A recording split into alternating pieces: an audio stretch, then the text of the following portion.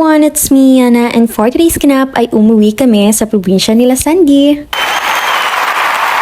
Umuwi nga kami sa probinsya nila Sandy, dito nga lang yan sa Gimbalaon, Silay City. Ito ay going to Lantawan, Patag, Silay City. Kilala nga din ito sa mga nagagandahang resorts and cafes. Saturday evening nga nung umuwi kami sa bahay nila Sandy, at ginabi nga kami ng uwi dyan, kaya naman hindi na ako nakapag-video pa at natulog na lang din kami. The next morning nga ay maaga kaming nagising dahil nga ay magsisimba kami, at dahil Palm Sunday nga nitong araw na to, kaya naman maaga kami nagsigayak dyan.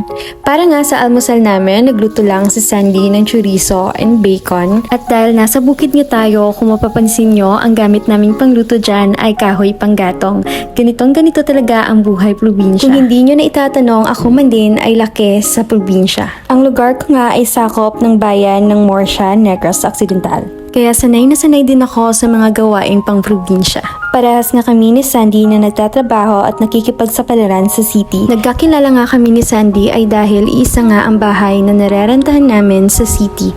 Kung ako talaga ang papipiliin, mas gusto ko talagang manirahan sa probinsya. Ang kaso nga lang ay hindi tayo ipinanganak na mayaman o maraming pera. Pero kahit ganun pa man, hindi ako nawawala ng pag-asa na balang araw, sa akin naman papabor ang panahon. Na balang araw, ako naman. Samahan lang talaga natin ang sipag, tiyaga, at diskarte, at ang pinaka-importante ay huwag makakalimot, manalangin at manalig sa Panginoon.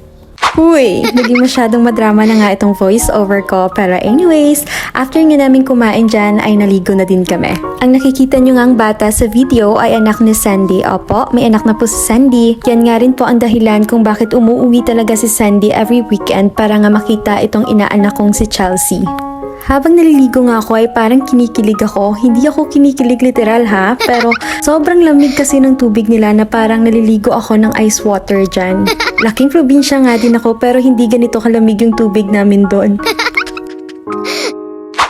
After nga naming maligo ay nagsimba na nga kami.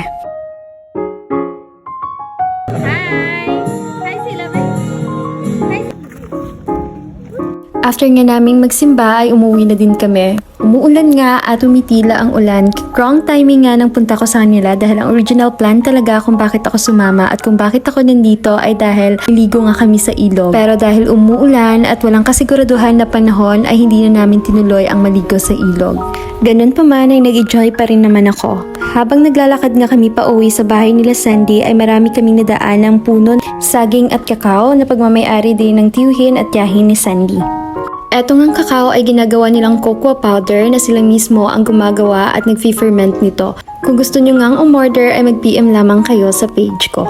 Maliban nga sa kakao ay may mga lemon din silang tanim dito. After nga namin dito ay pumunta na kami sa Mini Kubo. Ito rin ay cafe na pagmamay-ari nila ni Sandy. Nagtitinda nga sila dito ng pure native coffee at tableya na sila rin din ang may gawa. At nagsiserve din sila ng mga iba't ibang klase ng lutong bahay. Sa katunayan nga, ang cafe ay ipinangalan nila sa namayapan ng nilang late grandfather, kaya itinawag nila itong luwaning kapihan at lutong bahay. Katulad nga ng sinabi ko kanina, sila ay located sa sitio San Juan, Gimbalaon, Silay City. Madadaanan nyo nga lang sila dahil nasa gilid nga lang din sila ng daan papuntang Lantawan. Eto nga at ipinatry sa amin ni Sandy itong tableya na gawa nila at galing mismo sa tanim nila. Sa gilid nga lang ng kubo nila ay meron mga nakadisplay iba't ibang prutas at gulay na galing din mismo sa mga tanim nila. O diba, iba talaga pag may itinanim, may aaninghin ang sabi nga nila. At syempre, may pangtinda.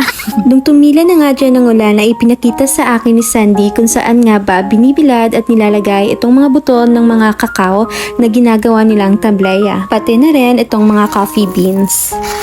Ang sabi nga sa akin ni Sandy dyan, after niyang i-ferment itong mga puton ng mga kakao na yan, ay ibinibilad ito and then after that, ganito na nga ang itsura nila.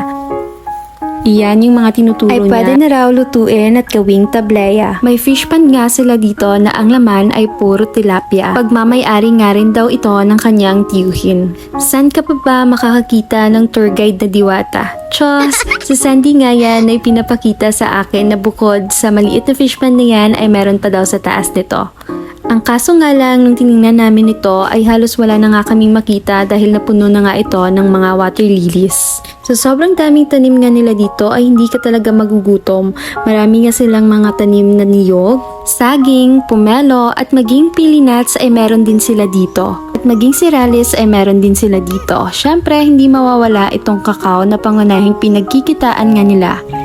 Pati nga sayote ay meron sila at nag-harvest nga lang kami dyan, pati na rin itong mga avocado kasi nga dadalhin nga namin ito pa uwi. Pagkatapos nga naming manguha ng mga sayote ay nag-videoke na kami sa kanilang kubo. Meron din silang videoke dito, kaya dito na nga lang kami tumambay at nagkantahan dyan dahil nung time na yan ay wala na nga sila masyadong customer. Nang magutom nga kami kakakanta dyan ay nag-order na kami ng sotanghon gisado at isang batchoy. And that's it for today. Bye!